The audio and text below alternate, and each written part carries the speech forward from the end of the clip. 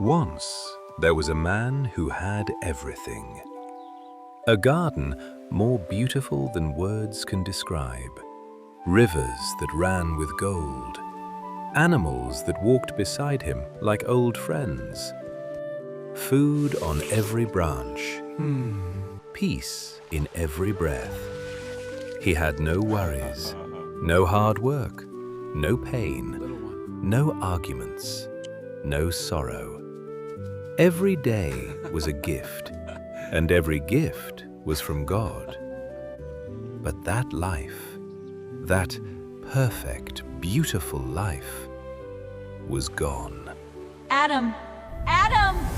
This was the real world now, outside the garden, where the ground did not give its fruit easily, where you had to fight the earth just to eat. You are daydreaming again, while I am out here working. How are we supposed to eat, Adam? How are we supposed to survive if you sit there with your eyes closed? Watch how you speak to me. And do not forget, this is your fault. All of it. This ground, this struggle, this life, you brought this on us. I will greatly multiply thy sorrow.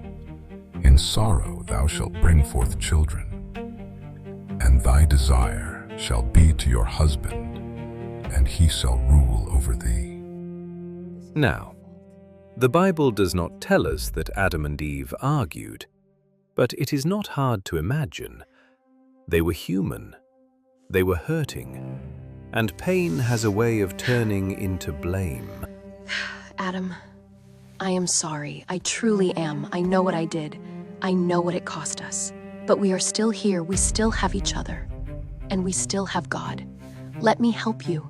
But Eve was not alone in that moment. The Bible tells us that Adam was there with her. God had told him directly, "Do not eat of it." And when she offered it to him, he took it.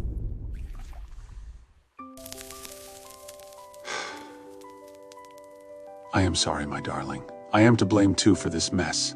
It's my fault too. We must not blame each other. We must trust God, move on and work together.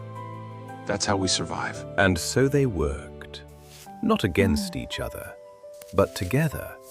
Because even outside the garden, even in the hardest seasons of life, love and forgiveness are always more powerful than blame. Adam and Eve had left the garden, but life went on, and in time, God blessed them with children, 2 sons, 2 very different hearts.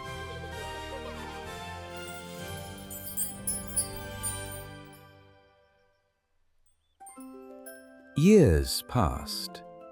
Adam and Eve built a life together outside the garden, and now a new gift was on its way.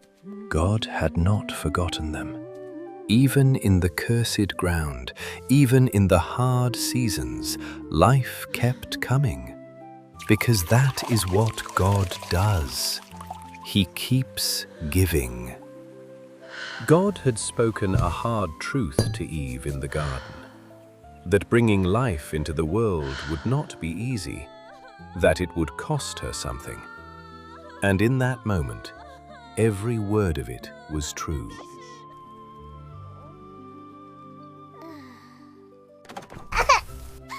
She called him Cain, and even in their hardship, Eve recognized something beautiful. I have gotten a man from the Lord. That this child was not just hers. He was a gift from God. That is something we can all remember. Every good thing in our lives comes from God, even when life is hard. And soon, there was a second son. They named him Abel. Cain and Abel, the first brothers the world had ever known.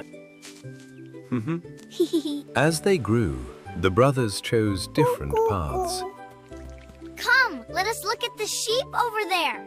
Cain worked the ground. He was a farmer. I will come soon. Let me water the plants first. Okay, but hurry up now. Abel kept the sheep. He was a shepherd. Two brothers, two kinds of work. In those days, they brought offerings to God.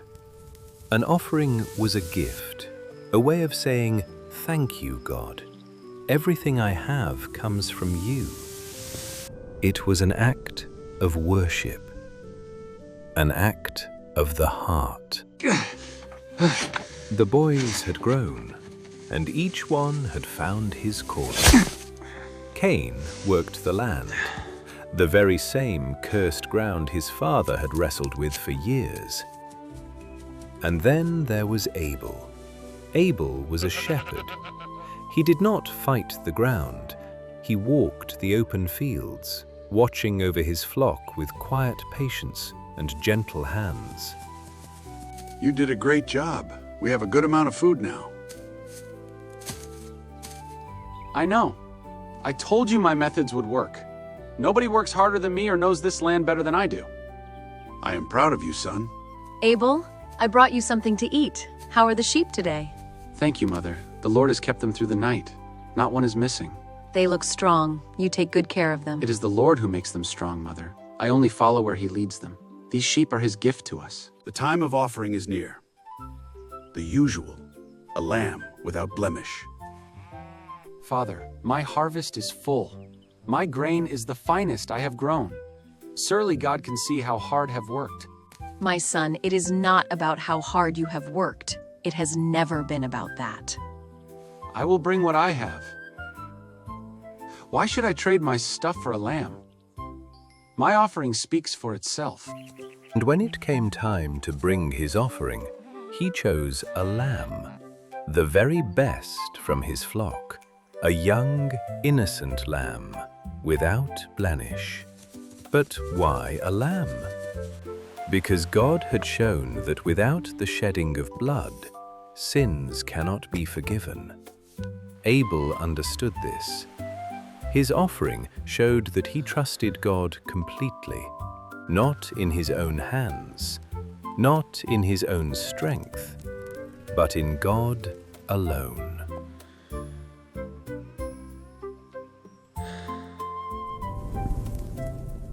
Cain, he brought what he had grown, the fruit of the ground, the work of his own hands. Look what I have done. But Cain's problem was not only his offering, it was also his heart. His gift said, "Look what I have done." Abel's gift said, "Lord, I trust in you."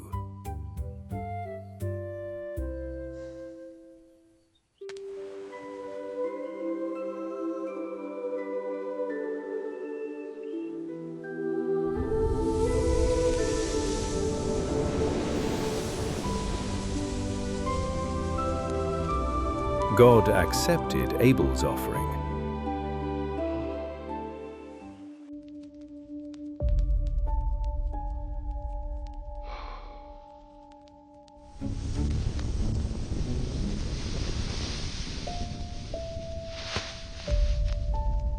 But he did not accept Cain's.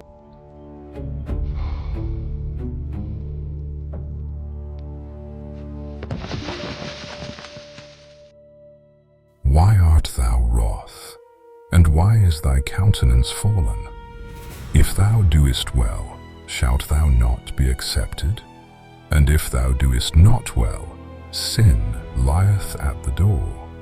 And unto thee shall be his desire, and thou shalt rule over him. He rejected my hard work. I conquered this cursed soil. Look what I built! He rejected it. Mine was better than Abel's. Cain, God does not want your best harvest. He wants your obedience. Bring the lamb. You are Abel's older brother. Lead him well. Humble yourself, and God will make you great.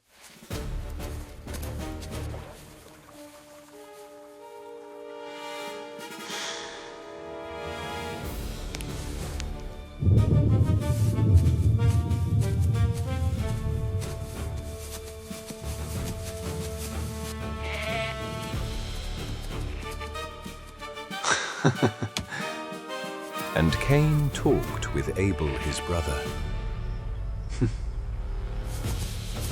And it came to pass, when they were in the field, that Cain rose up against Abel his brother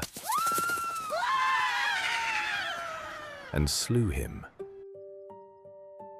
Where is Abel thy brother? I know not. Am I my brother's keeper? What hast thou done?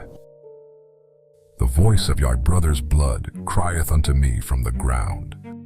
And now art thou cursed from the earth, which hath opened her mouth to receive thy brother's blood from thy hand. When thou tillest the ground, it shall not henceforth yield unto thee her strength. A fugitive and a vagabond shalt thou be in the earth. My punishment is greater than I can bear. And even then, even after the worst sin imaginable, Cain only cared about himself.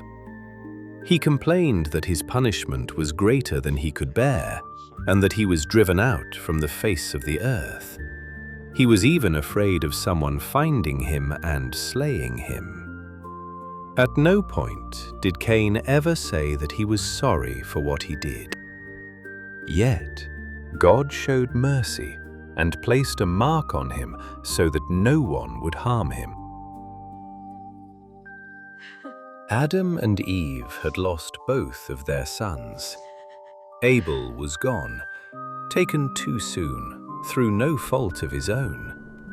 And Cain had walked away into a life of wandering, carrying the weight of what he had done. It was the darkest season of their lives.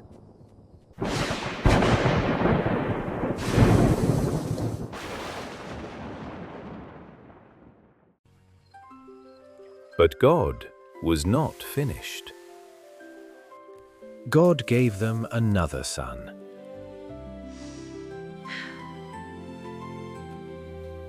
And when Eve held him, she knew exactly where he had come from. God hath appointed me another seed instead of Abel, whom Cain slew.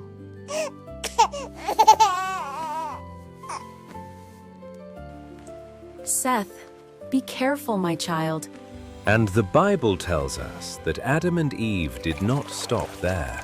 They had more sons and daughters, a whole family, a whole life, built outside the garden, on hard ground, through pain and loss and forgiveness and faith. And through all of it, God was with them. So, what can we learn from Cain and Abel? First, God looks at your heart, not just what you do, but why you do it. Abel gave with love and faith. Cain gave without meaning it. God sees the difference every time. Second, you are your brother's keeper. Cain refused to be. We are called to love each other and look out for each other, not compete, not compare. Cain's pride made him think only of himself. Don't be like Cain. Third, God is faithful. Adam and Eve made mistakes. Their children made mistakes. Life was hard and painful, but God never left them. He kept providing. He kept giving life. He always will. Thank you very much for watching. See you in the next video.